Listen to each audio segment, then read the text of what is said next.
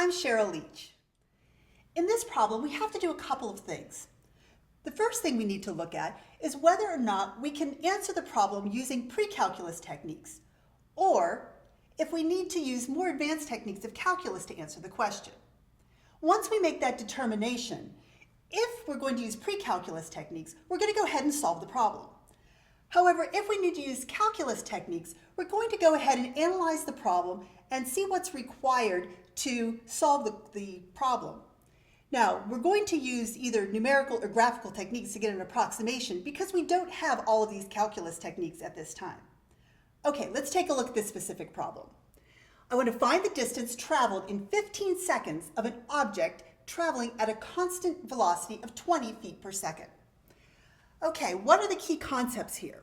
Well, I have an object and it's moving, and I know that it's moving for a total of 15 seconds.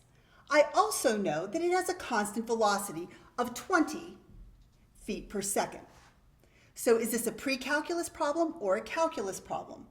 Well, the key term here is that it's moving at a constant velocity. Because it's moving at a constant velocity, pre-calculus is all that's required. If the velocity had been changing throughout that 15-second time interval, we would need to use calculus. All right, so pre-calculus is the way to go. That means we're going to be able to solve the problem.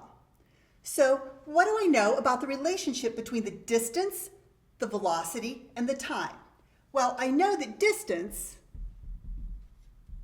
equals the rate times time. Distance is what I'm looking for. Rate is another word for the velocity. So I know that it's moving at 20 feet per second.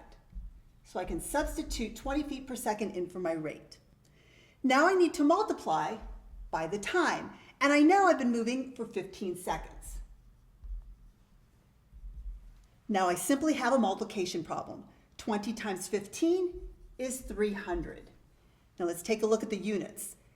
My velocity is in feet per second, my time is in seconds, the units of seconds cancel, and I'm left with feet. And that makes sense because I'm calculating a distance.